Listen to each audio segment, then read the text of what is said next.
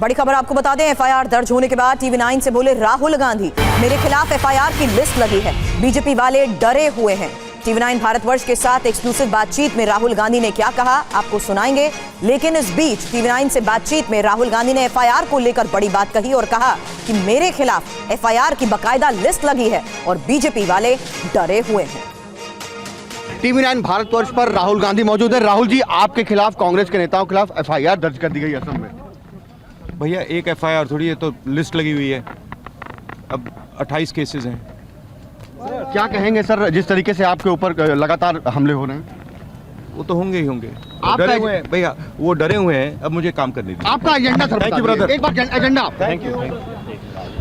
तो ये थे राहुल गांधी बारपेटा कैंप साइट से।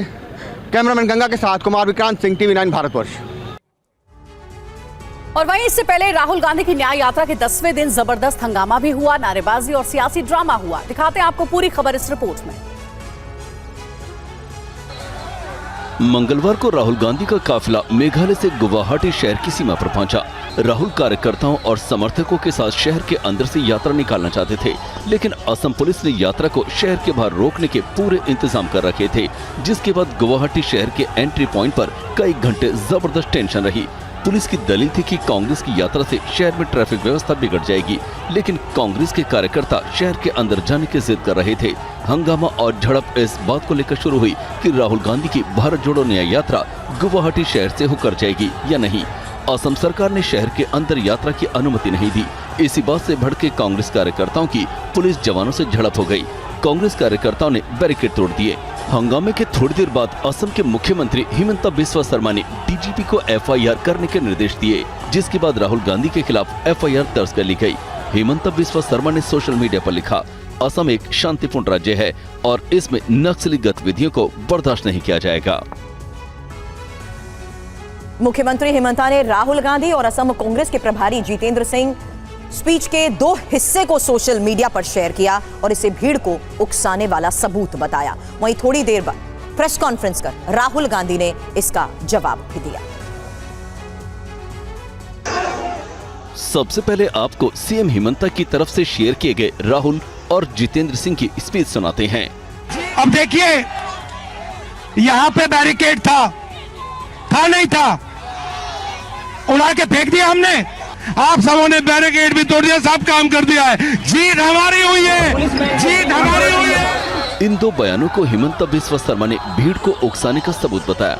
उन्होंने सोशल मीडिया पर लिखा, प्रमाण सामने आ रहे हैं कि किस प्रकार से राहुल गांधी और जितेंद्र सिंह ने भीड़ को असम पुलिस के जवानों को मारने के लिए भड़काया। निश्चिंत रहिए, कानून के हाथ बहुत लंबे होते हैं, आप तक जरूर पहुंचेंगे। थोड़ी देर बाद प्रेस कॉन्फ्रेंस कर राहुल गांधी ने हिमंता के आरोपों का जवाब दिया। ये जो असम के चीफ मिनिस्टर यात्रा के अगेंस्ट कर रहे हैं, सबसे पहले इससे यात्रा का फायदा हो रहा है। जो पब्लिसिटी हमें शायद नहीं मिलती, वो असम के चीफ मिनिस्टर और शायद उनके पीछे अमित शाह हमारी मदद कर रहे हैं, तो उससे तो हमारा फायदा ही फायदा है।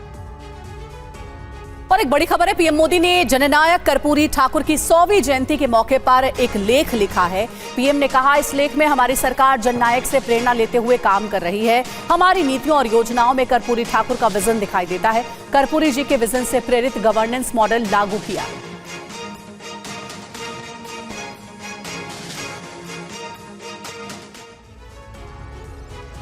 बता दें, प्रधानमंत्री मोदी ने अपने लेख में इस बात का भी उल्लेख किया कि उनकी सरकार जननायक कर्पूरी ठाकुर के विजन को अपना मिशन मानकर पूरा करने में जुटी हुई है।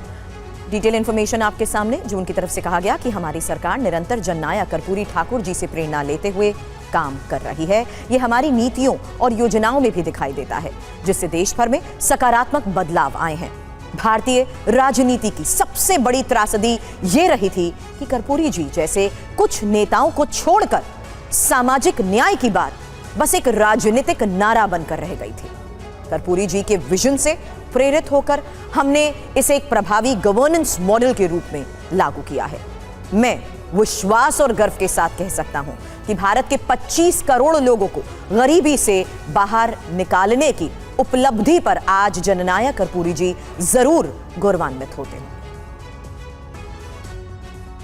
और कर्पूरी ठाकुर के लिए प्रधानमंत्री मोदी का लेख आपने देखा है, लेकिन उससे पहले प्रधानमंत्री ने सोशल मीडिया पर भारत रत्न अवार्ड देने पर खुशी जाहिर की थी।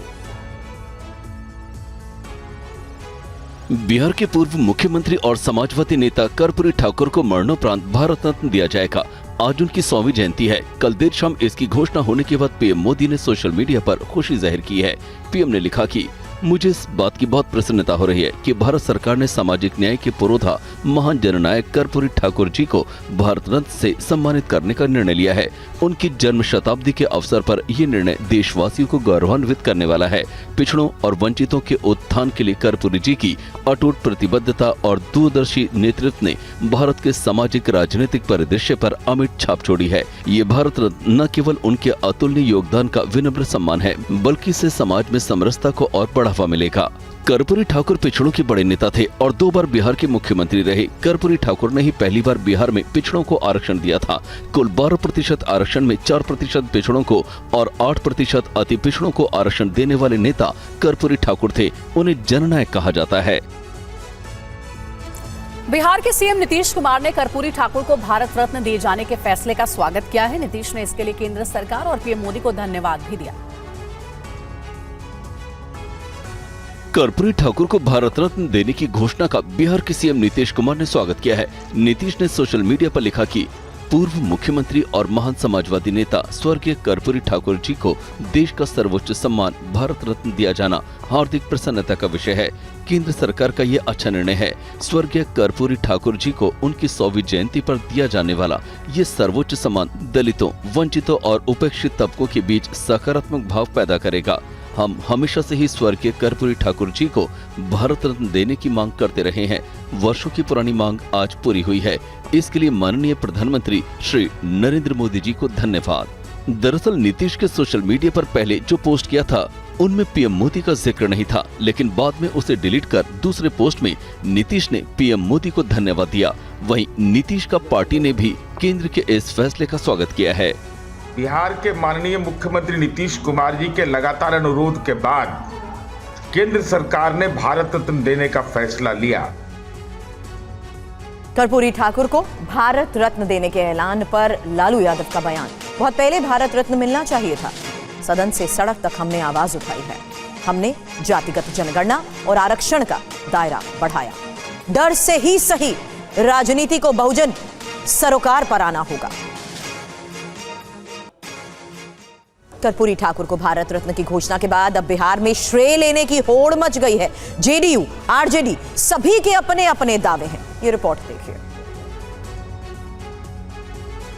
बिहार के पूर्व सीएम कर्पूरी ठाकुर को भारत रत्न देने की घोषणा के बाद आरजेडी और जेडीयू में श्रेय लेने की होड़ मची हुई है। जेडीयू का दावा है कि वो लंबे समय से कर्पूरी ठाकुर को भारत रत्न देने की मांग कर रहे थे, तो वहीं ऐसा ही दावा आरजेडी भी कर रही है। लालू यादव ने अपने सोशल मीडिया पर लिखा है कि मेरे राजनीतिक और वैचारिक गुरु स्वर्गीय कर्पूरी ठाकुर जी को भारत रत्न अब से बहुत पहले मिलना चाहिए था। हमने सदन से लेकर सड़क तक ये आवाज उठाई, लेकिन केंद्र सरकार तब जागी जब सामाजिक सरोकार की मौजूदा बिहार सरकार ने जातिगत जनगणना करवाई और आरक्षण का दायरा बहुजन हितार्थ बढ़ाया। डर ही सही राजनीति को दलित बहुजन सरोकार पर आना ही होगा। तो वहीं लालू यादव के बेटे और बिहार के डिप्टी सीएम तेजस्वी यादव ने अपने पुराने सोशल मीडिया पोस्ट को रीपोस्ट कर बताया कि वो पहले से इसकी मांग कर रहे थे। वंचित, उपेक्षित, उत्पीड़ित और उपहासित वर्गों के पैरोकार महान समाजवादी नेता एवं बिहार के पूर्व मुख्यमंत्री स्वर्गीय कर्पूरी ठाकुर जी को भारत रत्न देने की हमारी दशकों पुरानी मांग पूरी होने पर अपार खुशी हो रही है। इसके लिए केंद्र सरकार को साधुवाद।